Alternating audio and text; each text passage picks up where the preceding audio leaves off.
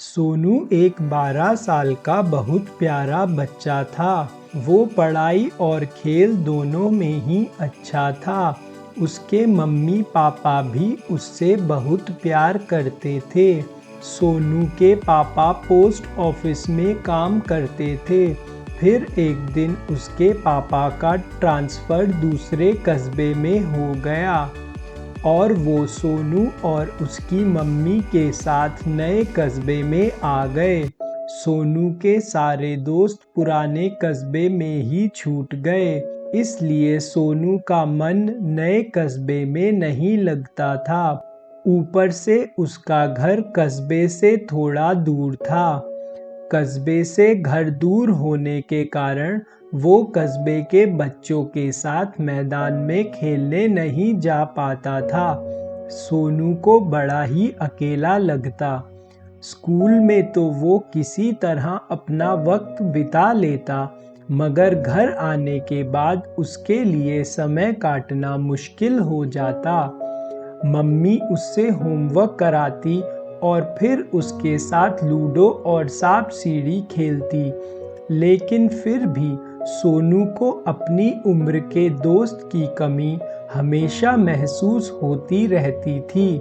रविवार को उसके पापा जब घर पे होते तो उसे घूमने ले जाते।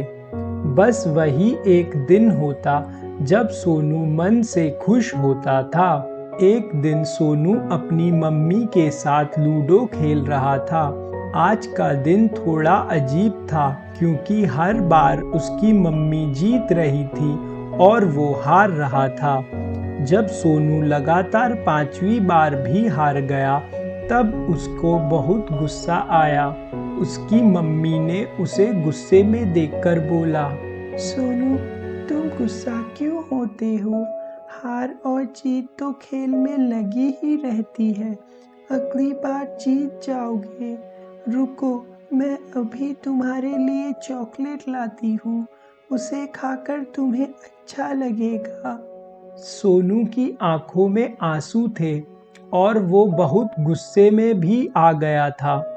तब सोनू बोल पड़ा, मेरा कोई भाई क्यों नहीं है? मैं अकेला पड़ जाता हूँ। मेरे दोस्त भी मुझसे इतना दूर हो गए हैं। क्या करूँ? मैं अकेला पड़ जाता हूँ। नहीं चाहिए आपकी चॉकलेट और नहीं करनी आपसे बात।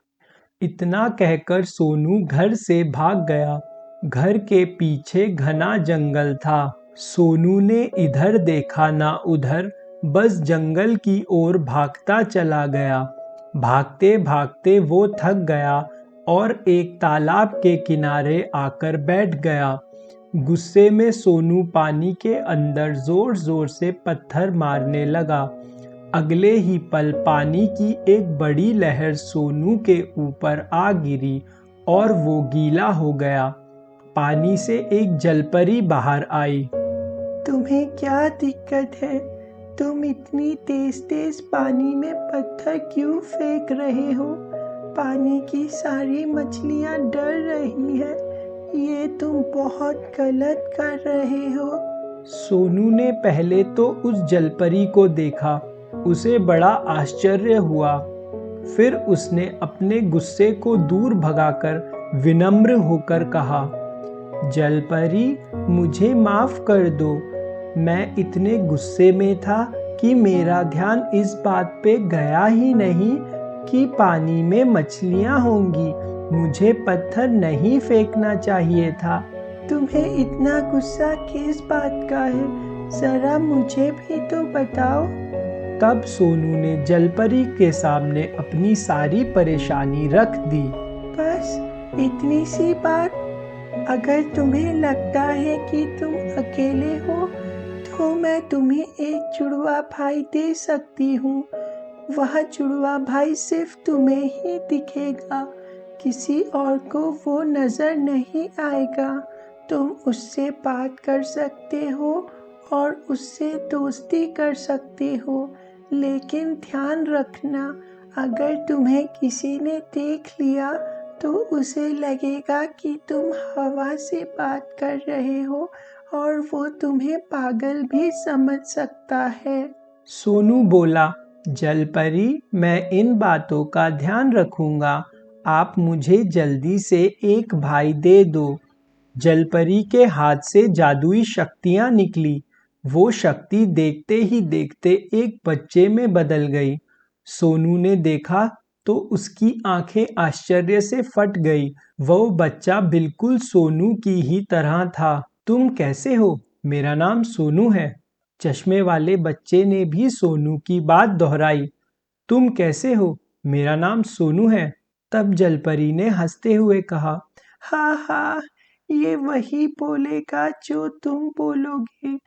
ये अभी एक छोटे बच्चे की तरह है, इसलिए इसे तुम्हें अभी बहुत कुछ सिखाना है। सोनू जलपरी की बात समझ गया। सोनू उस बच्चे से बोला, आज से तुम मेरे भाई हो और तुम्हारा नाम मोनू है। अब से हम साथ रहेंगे। सोनू ने जलपरी को धन्यवाद बोला और वापस अपने घर आ गया। अब सोनू अकेला नहीं था, अब उसके साथ मोनू था, एक भाई जो उसके साथ हमेशा रहने वाला था। क्योंकि मोनू एक जादुई बच्चा था, इसलिए ना तो उसे खाने की ज़रूरत पड़ती, ना ही नहाने की और ना ही सोने की। वो हमेशा साफ रहता। उसे ना तो भूख लगती ना ही प्यास। वो सोनू का हर जगह साथ देता था। अब सोनू के जीवन का दुख चला गया। उसकी पढ़ाई और भी अच्छी हो गई। उसने साल के अंत की परीक्षा में पहला स्थान प्राप्त किया। अब वो अपने मम्मी पापा और जादुई भाई के साथ खुशी खुशी रहने लगा।